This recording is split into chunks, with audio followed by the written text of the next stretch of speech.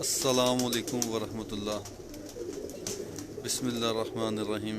Rabbi इश्रह ली सदरी व यस्सिर ली अमरी वहलुल उक़दतम मिन लिसानी यफ़क़हू क़ौली।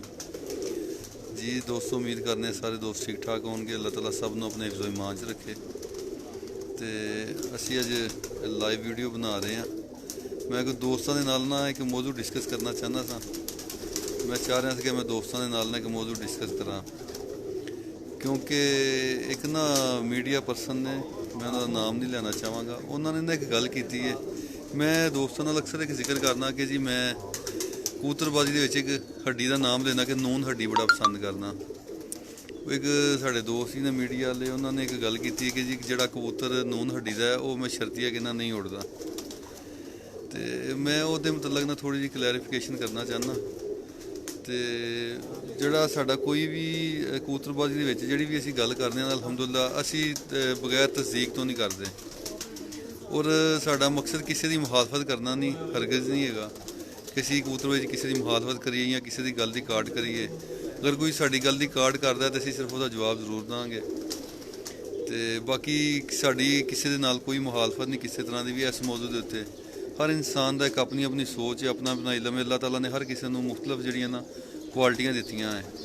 तो यह एक इलम है, समुंदर है। ये इंसान जिन्ना सर्च करता, मेहनत करता, कोशिश करता, अल्लाह ताला उस इलम के नाल नवाजदा है। तो कोशिश करनी चाहिए इंसान को, जिहड़ी गल सच होवे वो करनी चाहिए। और किसी भी इंसान को मिसगाइड नहीं करना चाहिए। अगर तुहाडे कोल कोई सच्ची गल हैगी तो करो, अगर नहीं हैगी तो तुसीं जिहड़ा ना वो तो परहेज़ करो। तो कोशिश करनी चाहिए कि लोगों की रहनुमाई की जाए और अच्छे तरीके की जाए। जिस चीज़ का तुहाडे कोल इलम नहीं है या तुहाडे कोल अबूर नहीं ना है, तुसीं उस मौजू पर डिस्कस ना करो। अगर तुसीं किसी नाल सच गल कर सकते हो, हकीकत से किसी को गाइड कर सकते हो तो ज़रूर करो। मिसगाइड करना अच्छी बात नहीं होंदी। तो इसलिए मेरा ना थोड़ा जिहा दिल हैगा कि मैं थोड़ा जिहा इस मौजू पर गल करा। तो देखो मकसद पता की है, असी कबूतरबाजी करते हैं कि जिंदगी का अरसा गुजर गया। ਜਿਹੜੇ ਸੀਨੀਅਰ ਉਸਤਾਦ ਸਨ, यानी अज तो काफ़ी साल पहले जिन्हों के नाल साडी मुलाकात है, जो मैं बहुत यानी छोटा सा स्कूल लाइफ की मैं गल कर रहा। जोड़े बजुर्ग तो सीनीयर उस्ताद उस दौर च आते सन साढ़े कोल, वो एक बड़ी मज़ेदार गल करते थे। मैं अक्सर उस्तादा सवाल करना कि उस्ताद जी हड्डी किहड़ी अच्छी होंगी है। तो अगर जे मैं 100 उस्तादा सवाल किया तो 100 उस्तादा ने एक गल की जी कश्ती हड्डी अच्छी होंगी। तो इस गल के भी बड़ी हकीकत है, ये कोई शक नहीं है। ਹੁਣ ਜਿਹੜੇ ਬੰਦੇ ਨੇ ਗੱਲ ਕੀਤੀ ਉਹਨੇ ਇੱਕ ਗੱਲ ਕੀਤੀ ਹੈ ਜੀ ਨੂਨ ਹੱਡੀ ਨਹੀਂ ਉੜਦੀ, ਗੋਲ ਹੱਡੀ ਉੜਦੀ ਹੈ। ਤੇ ਜਿਹੜੇ ਬੰਦੇ ਜ਼ੀਉਲ ਸ਼ੋਰ ਇਨਸਾਨ ਨੇ, ਕੋਈ ਵੀ ਬੰਦਾ ਨੂਨ ਹੁੰਦਾ ਹੀ ਗੋਲ ਹੈ। ਯਾਨੀ ਨੂਨ ਦੀ ਜਿਹੜੀ ਸ਼ੇਪ ਹੈ ਨਾ, ਅਗਰ ਤੁਸੀਂ ਦੇਖੋ ਤਾਂ ਇਸ ਤਰ੍ਹਾਂ ਗੋਲ ਹੁੰਦੀ। ਤੇ ਮਕਸਦ ਸਾਡਾ ਵੀ ਉਹੀ ਹੈ ਕਿ ਗੋਲ ਹੱਡੀ ਹੋਵੇ ਕਬੂਤਰ ਦੀ। ਲੇਕਿਨ ਥੋੜਾ ਜਿਹਾ ਨਾ ਲੋਕਾਂ ਦੇ ਸਮਝਣ 'ਚ ਇੱਕ ਫਰਕ ਆ ਰਿਹਾ। ਫਰਕ ਇਹ ਆ ਰਿਹਾ ਕਿ ਲੋਕ ਨਾ ਯਾਨੀ ਕੁਝ ਕਲੀਅਰਿਫਿਕੇਸ਼ਨ ਨਹੀਂ ਹੋ ਰਹੀ। ਨੂਨ ਹੱਡੀ यानी ਜਿਹੜੇ लोग कश्ती हड्डी कहते ना, ਉਹੀ हड्डी है। ਜਿਹਦੀ कश्ती थोड़ी घट होंगी है मैं उन्होंने हाकी हड्डी कह देना। ਜਿਹਦੀ कश्ती थोड़ी ज़्यादा बनती है असीं उन्होंने ਨੂਨ कह दें। मकसद यही होंगे कि गोल हड्डी हो या कश्ती नुमा हड्डी हो। सिर्फ अपना अपना एक समझाने का तरीका कार है। हर बंदे ने अपने अपने नाम रखे हैं। कबूतरबाजी की कोई हिस्टरी यानी इस तरह किताब नहीं लिखी गई, कोई सनद नहीं हैगी, कोई डिग्री नहीं हैगी। ये एक तुहाडे प्रैक्टिकल अमल है। और प्रैक्टिकल अमल तुहाडा की है कि तुसीं जो प्रैक्टिकल करते हो, तुसीं देखते हो, सीखते हो कि की चीज़ है या किस तरह ये की मामलात ने या कि ये पॉइंट्स की ने। असी अपनी जिंदगी यह चीज़ देखी कि जोड़ा अच्छी बॉडी का कबूतर है ना उड़ता है। मेरा ना एक शौक हमेशा तो रहा है कि मैं जो दोस्तों के कबूतर अच्छे उड़ते हैं ना गर्मी के, उन्होंने जाके देखा, उन्होंने पॉइंट्स देखा कि कबूतर किसी का अगर गर्मी च उड्डिया या मेरा गर्मी च उड्डिया, ये की क्वालिटी है बॉडी की या पर की क्वालिटी है। और मेरी पर्सनल रिसर्च एक हैगी कि पर का 19 जोड़ा पर असी पसंद करते हैं या ज़्यादा मोस्टली उड़ता है। कुछ कबूतरों के पर वो नहीं होंगे, लेकिन बॉडी के बड़े अच्छे होंगे ने, उड़ रहे होंगे ने। बॉडी का बड़ा अहम किरदार है। यानी बॉडी तो मुराद की जी बॉडी स्ट्रक्चर है, वो जी हड्डी की शेप है, यह बहुत डिपेंड करती है। तो वो जो अच्छा परिंदा होंगे, तुम किसी का भी जाके देखो, यानी कि अगर 100 परिंदा देखे ना 90% या 99% उन्होंने बॉडी तकरीबन सेम होंगी है। अच्छी बॉडी का कबूतर उड़ता है। पर जोड़ा होंगे ना 19-20 वो चल जाता है। तो माजरा के नाल काफ़ी दोस्त सलाम कह रहे हैं, तो मेरे लो वालेकुम सलाम। मैं फरदन साहब का नाम नहीं लै सकता, ना जवाब दे सकना। तो मेरा मकसद है कि जोड़ा मौजू मैं यानी जिहदे गल कर रहा ये उत्ते मुकम्मल गलबात की जाए। तो एक जी अहम चीज़ है ना, वो यही है कि असीं जिहड़ा कबूतर का डिस्कस कर रहे हैं। किसी दोस्त का फोन आ रहा है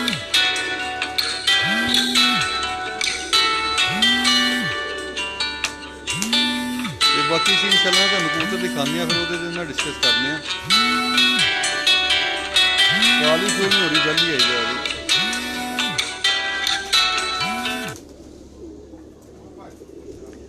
ਤੇ ਬਾਕੀ इंशाल्लाह ਅਸੀਂ ਨਾ ਦੋਸਤਾਂ ਨੂੰ ਕਬੂਤਰ ਦਿਖਾਉਂਦੇ ਆ। ਔਰ ਉੱਡਣ ਵਾਲੇ ਮੈਂ ਇਸ ਟਾਈਮ ਆਪਣੀ ਉੱਡਣ ਵਾਲੀ ਛੱਤ 'ਤੇ ਮੌਜੂਦ ਹਾਂ। ਅਸੀਂ ਅਲਹਮਦੁਲਿਲਾ ਸਾਨੂੰ ਤਕਰੀਬਨ 17-18 ਸਾਲ ਤੋਂ ਰੈਗੂਲਰ ਜੇਟ ਦੀਆਂ ਬਾਜ਼ੀਆਂ ਉਡਾ ਰਹੇ ਹਾਂ। ਹੁਣ ਵੀ ਅਲਹਮਦੁਲਿਲਾ ਮੇਰੇ ਤਕਰੀਬਨ ਜਿਹੜੇ ਨਾ ਕੋਈ 25 ਤੋਂ 30 ਘਰਾਂ ਨਾਲ ਜੇਟ ਦੇ ਮੁਕਾਬਲੇ ਤੈਅ ਹੋ ਚੁੱਕੇ ਨੇ।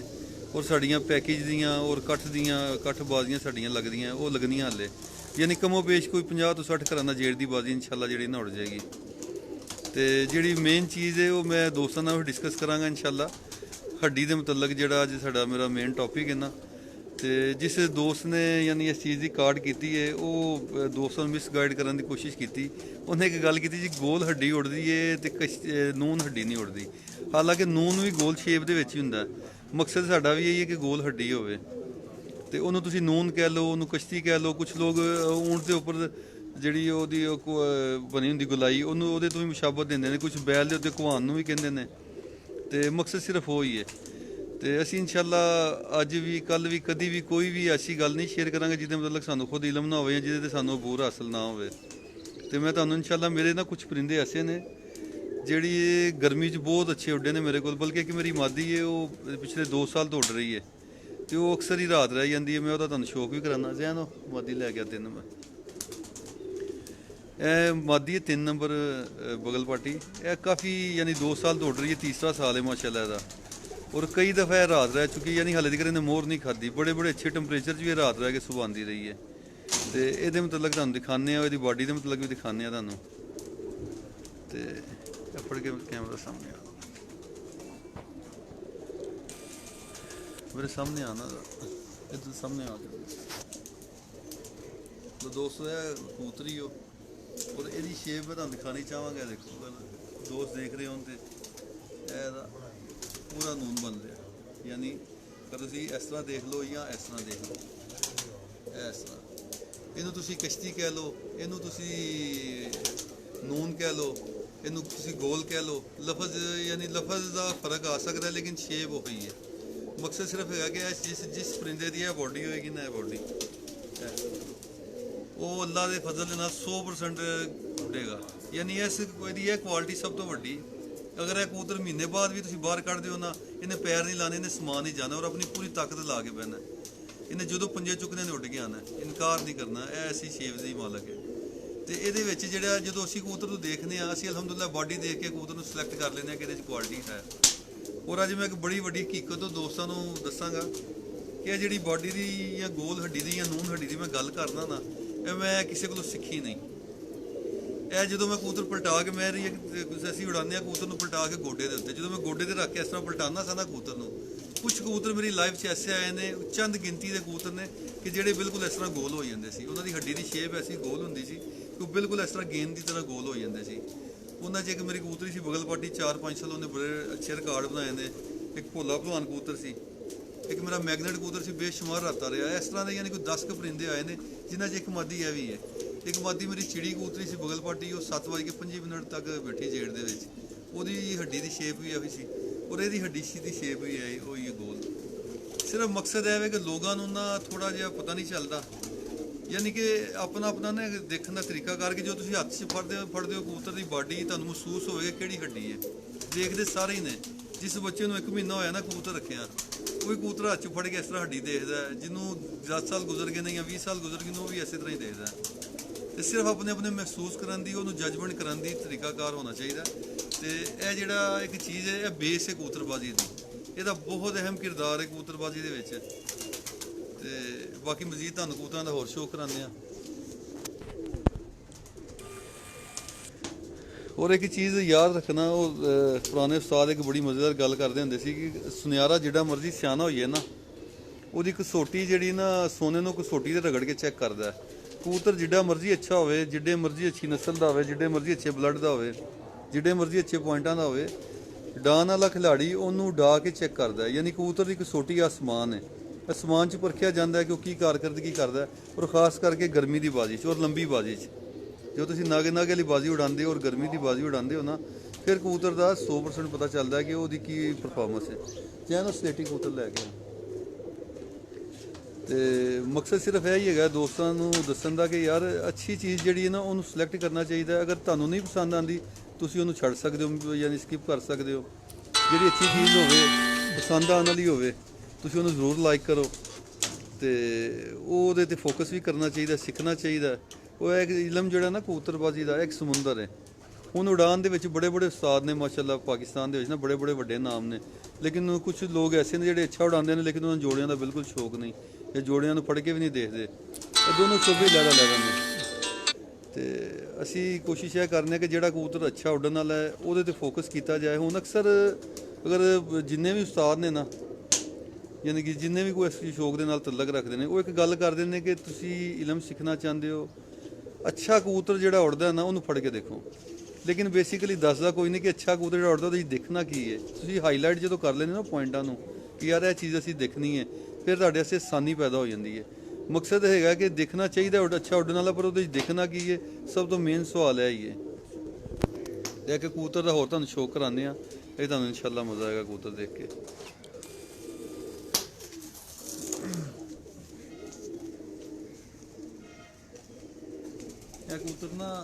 ਇਹ ਕਬੂਤਰ ਵੀ ਮੇਰਾ ਅਲਹਮਦੁਲਿਲਾ ਆਸੂ ਦੇ ਵਿੱਚ ਨਾ ਅਸੀਂ ਪਾਇਆ ਬਾਜ਼ੀਆਂ 'ਚ। ਨਾਗੇ ਤੇ 3 ਦਿਨ ਯਾਨੀ ਅੱਛਾ ਬੈਠਦਾ ਰਿਹਾ, ਤਕਰੀਬਨ 6 ਤੋਂ ਪਾਰ ਹੀ ਬੈਠਦਾ ਰਿਹਾ 3 ਦਿਨ ਲਗਾਤਾਰ। ਯਾਨੀ ਸ਼ਾਇਦ ਦੋਸਤਾਂ ਨੂੰ ਇਹਦੀ ਸ਼ੇਪ ਨਜ਼ਰ ਆਉਂਦੀ ਹੋਵੇ, ਤਾਂ ਤੁਸੀਂ ਦੇਖ ਸਕਦੇ ਹੋ ਕਿਸ ਤਰ੍ਹਾਂ ਦੀ ਹੱਡੀ ਹੋਵੇ। ਇਹਨੂੰ ਗੋਲ ਹੱਡੀ ਅਸਲ ਮਕਸਦ ਹੈਗਾ ਕਿ ਹਰ ਬੰਦਿਆਂ ਨੂੰ ਪਸੰਦ ਕਰਦਾ ਕਸ਼ਤੀ ਹੱਡੀ ਨੂੰ, ਲੇਕਿਨ ਲੋਕ ਜਦੋਂ ਹੱਥ 'ਚ ਪਰਿੰਦਾ ਆਉਂਦਾ ਨਾ ਬੰਦੇ ਦੇ, ਜੱਜਮੈਂਟ ਔਖੀ ਹੋ ਜਾਂਦੀ ਕਿ ਫਲੈਟ ਹੱਡੀ ਕਿਹੜੀ ਹੈ ਔਰ ਕਸ਼ਤੀ ਹੱਡੀ ਕਿਹੜੀ ਹੈ। ਜਿਹਦੀ ਕਸ਼ਤੀ ਥੋੜੀ ਬਣਦੀ ਹੈ ਮੈਂ ਉਹਨੂੰ ਹਾਕੀ ਕਹਿ ਦਿੰਦਾ, ਜਿਹਦੀ ਜ਼ਿਆਦਾ ਕਸ਼ਤੀ ਬਣ ਜਾਂਦੀ ਹੈ ਮੈਂ ਉਹਨੂੰ ਨੂਨ ਹੱਡੀ ਕਹਿ ਦਿੰਦਾ। ਯਾਨੀ ਇੱਕ ਨਾਮ ਦੇਣਾ ਨਾ, ਨਾਮ ਦਿੱਤਾ ਹੋਇਆ। ਤੇ ਰਹਿਣੇ ਦਾ ਪਿੱਛੇ ਇਹ ਕਬੂਤਰ ਦੀ ਦਮ ਦੇਖੋ ਤੁਸੀਂ। ਜਿਹੜਾ ਅੱਛਾ ਕਬੂਤਰ ਉੱਡਦਾ ਉਹ ਕਹਿੰਦੇ ਨੇ ਖੁਦ ਬੜਾ ਵੱਡਾ ਉਸਤਾਦ ਹੁੰਦਾ।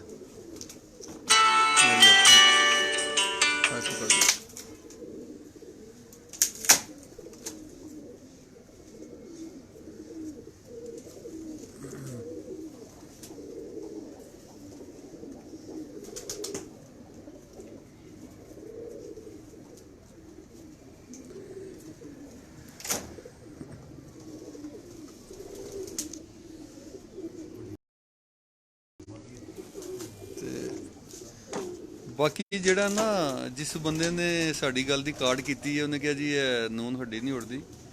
ਮੈਂ ਉਹਨੂੰ ਇੱਕ ਗੱਲ ਕਰਨੀ ਚਾਹੂੰਗਾ, ਜਿਹੜਾ ਬੰਦੇ ਨੇ ਕਦੀ ਡਰਾਈਵਿੰਗ ਨਾ ਕੀਤੀ ਹੋਵੇ ਤੇ ਉਹ ਉੱਤੇ ਖੜਾ ਹੋ ਕੇ ਡਾਇਰੈਕਸ਼ਨ ਦੇਵੇ ਨਾ ਜੀ ਤੁਸੀਂ ਗੱਡੀ ਇਸ ਤਰ੍ਹਾਂ ਚਲਾਓ ਜਾਂ ਇਸ ਤਰ੍ਹਾਂ ਚਲਾਓ, ਤੇ ਉਹ ਗੱਲ ਦੀ ਕੋਈ ਵੈਲਿਊ ਨਹੀਂ ਹੁੰਦੀ।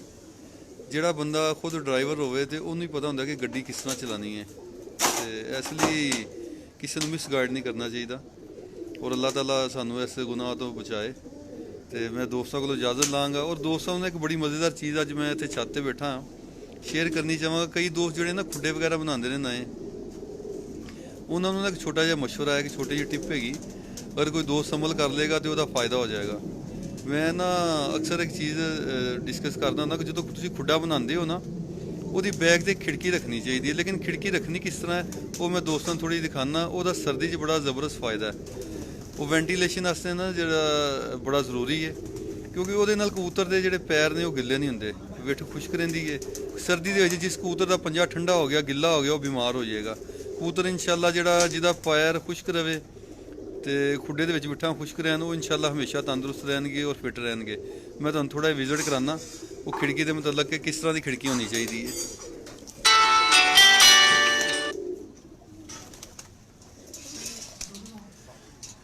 ਇਹ ਮਾਸ਼ਾਅੱਲਾ ਕਬੂਤਰ ਨੇ ਜੀ ਆਪਣੇ ਨਰ ਨੇ ਪ੍ਰਵਾਜ਼ੀ ਉੱਡਣ ਵਾਲੇ, ਔਰ ਇਹ ਮੈਂ ਖੁੱਡੇ ਦੇ ਅੰਦਰ ਆ ਗਿਆ।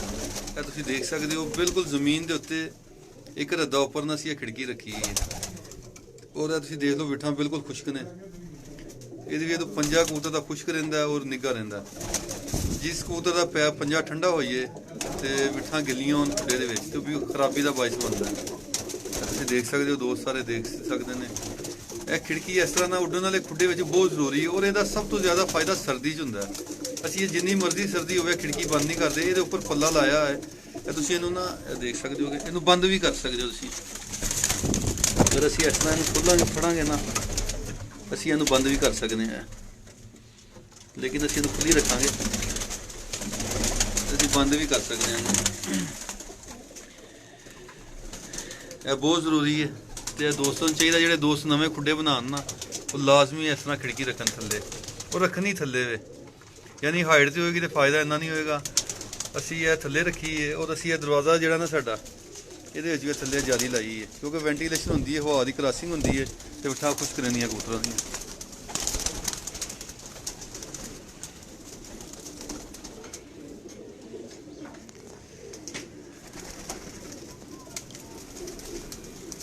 ਦੋਸਤੋ ਤੁਹਾਡੇ ਕੋਲ ਇਜਾਜ਼ਤ ਚਾਹਾਂਗੇ ਤੇ ਉਮੀਦ ਕਰਨੇ ਆ ਦੋਸਤਾਂ ਨੂੰ ਮੇਰੀ ਜਿਹੜੀ ਮੈਂ ਗੱਲ ਕਰਨੀ ਚਾਹ ਰਿਹਾ ਉਹਦੀ ਸਮਝ ਆਈ ਹੋਏਗੀ ਤੇ ਕਮੈਂਟਸ ਦੇ ਵਿੱਚ ਜ਼ਰੂਰ ਦੱਸਣਾ। ਬਹੁਤ ਸ਼ੁਕਰੀਆ ਜੀ, ਅੱਲਾ ਹਾਫਿਜ਼।